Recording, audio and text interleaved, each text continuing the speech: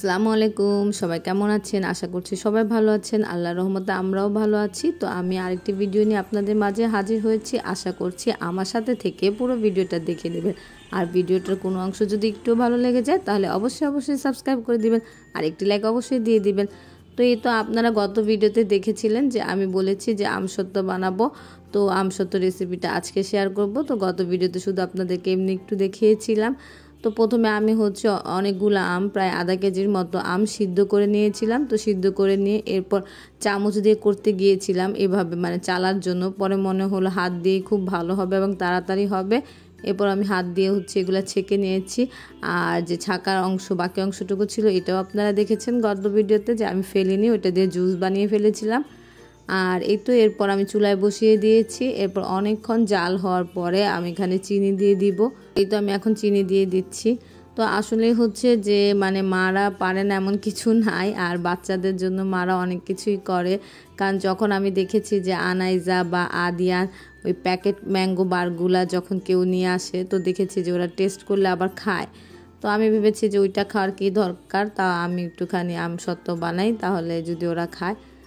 তো এর জন্য যেই ভাবনা সেই কাজ, তো ওদের জন্য আমি এটা করে ফেললাম।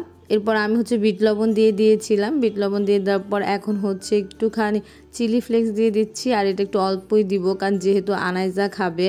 আর আনাইজারটা ঢেলে এরপর আমি আবার একটু ঝাল দিব। আমি এখন এটার মধ্যে ফুড কালার দিয়ে দিব। তো ফুড কালারটাও বেশি দিব না, যেহেতু এটা কাঁচা আমের, তাই একটু সবুজ কালারটা অল্প দিব। আর আনাইজা আদিয়ান যেহেতু খাবে, তাই এটা বেশি দিব না। যেমনই কালার হোক, একদম সবুজ হওয়া লাগবে এরকমটা না।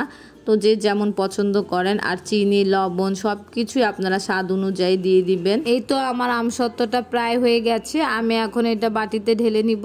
এই তো এরপর আমি এক একটা করে প্লেটে ঢেলে ফেলবো। তো আমার প্রায় 4টা প্লেটের মতো হয়েছিল। আর যে এটা বোঝার উপায় ছিল যে মানে কিভাবে হবে, আমি ওটা আপনাদেরকে দেখাতে ভুলে গিয়েছি।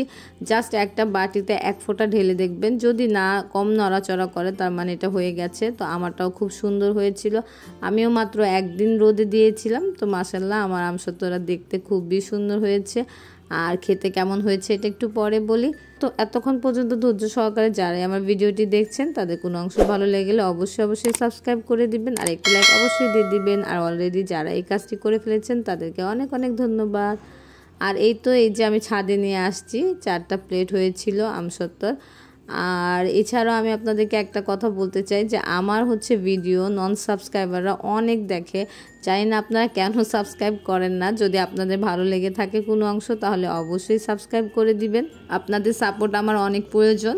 তো পুরো একদিন রোদে শুকানোর পরে আমি এটা নিয়ে এসেছিলাম ছাদ থেকে। তো আমি এখন এটা উঠানোর চেষ্টা করছি।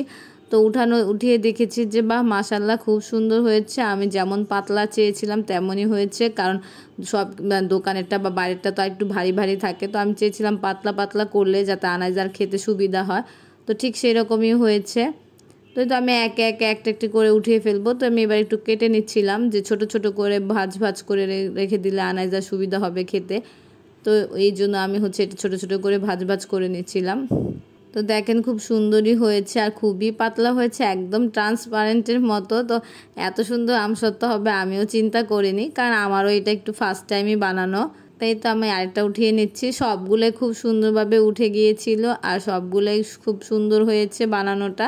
আর শুধু আমার লাস্টের যেটা ছিল সেটা একটু মোটা ছিল, বাট ওইটাও খুব ভালো হয়েছে। তো আমি সবগুলোই রাউন্ড করে নিচ্ছিলাম। তো আশা করছি আপনাদের ভালো লেগেছে। যারা যারা আমসত্ত্ব পছন্দ করেন তারা অবশ্যই বানিয়ে ফেলবেন।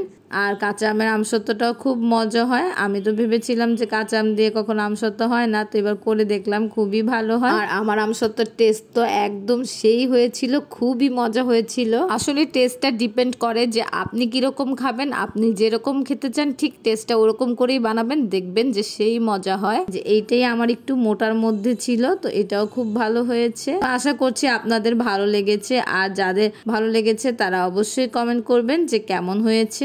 আর যারা যারা বানাবেন তারাও কমেন্টে বলতে পারেন।